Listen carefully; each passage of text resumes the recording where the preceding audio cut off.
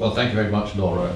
I'd like to just pick up this theme that's been running through what's been said so far about the relationship between Labour and what's happening with the Brexit discussions as they've evolved. And let's start with the 2015 election.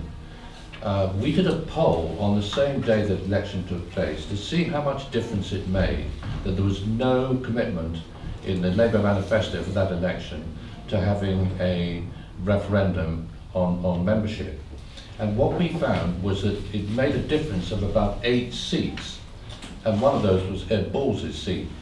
But also those 8 seats, if there'd been 8 fewer Conservative MPs and 8 more Labour MPs, there wouldn't have been a Conservative government in 2015, and there wouldn't then have been a referendum.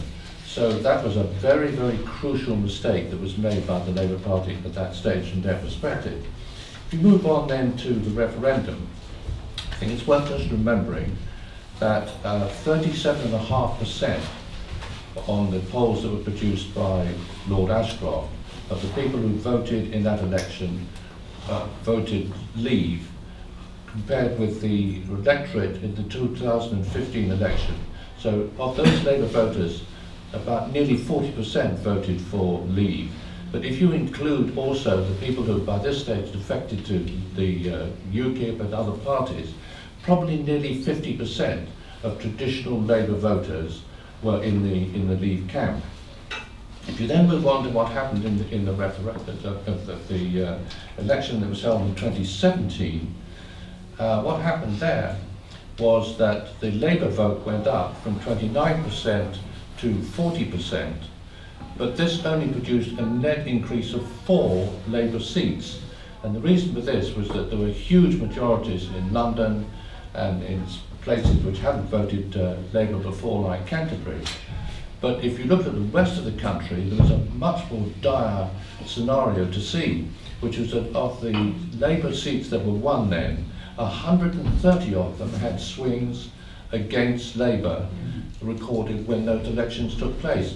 So really the lesson to be learned from all this is that what you hear in London and the scene that is portrayed in Westminster, the fact that something like 80% of the MPs in Parliament, maybe more, maybe 90% are Remain, that there's a large majority of Remain people turning up at the Labour Party conference, simply doesn't reflect the reality on the ground of what is happening among Labour voters who traditionally have supported the party. So there are great dangers, I think, in where we are now, in what's going to happen to the Labour Party in the future.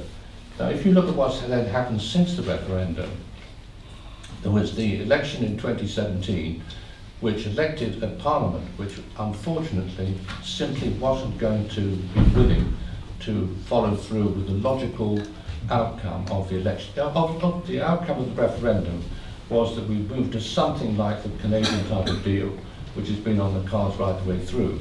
But that depended, to get that through, depended on there being a majority in Parliament who were prepared to walk away if the alternative was a really poor deal.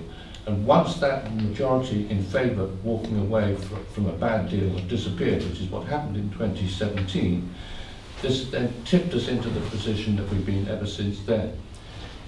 By and large, the Labour League position has been that we're better off supporting the sort of vision that the Prime Minister produced in a Lansdowne speech, and I think it was January 2017, where she was saying that basically what we were going to do is to come out of the single market, come out of the customs union, and negotiate a free trade deal with the European Union, broadly speaking on the same sort of lines as Canada. We would strongly have supported that.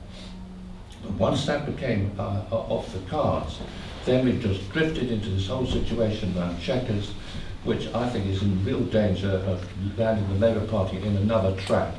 And that is that there will be so much fear of not having any kind of deal at all, and we will find Labour supporting, or at least enough Labour MPs supporting the government on a really poor Chequers deal to get this through. The arithmetic looks something like this, that you've got somewhere between 40 and 80, probably nearer 40 Conservative MPs in the European Research Group who would vote against the deal.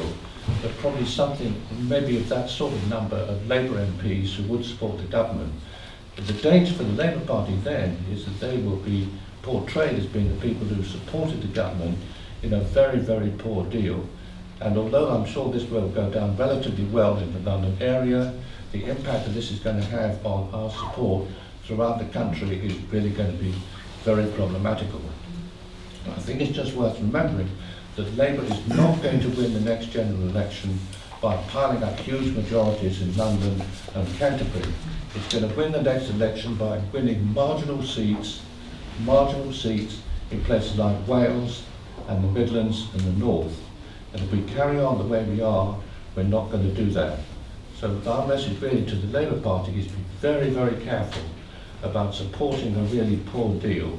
You're better even at this late stage to see whether we can shift to something that's going to be more viable, that's going to pull the country more together rather than drive it apart, or something along the Canadian lines. And whether this is going to happen, I think, remains to be seen. But if the vote from the government's proposal does get voted down when it comes to Parliament, probably this side of Christmas, there may still be options there that will be worth considering. And if so, we ask the Labour Party to support us in pushing for that direction of travel to provide some sort of reasonable solution to the Brexit negotiations we're now in.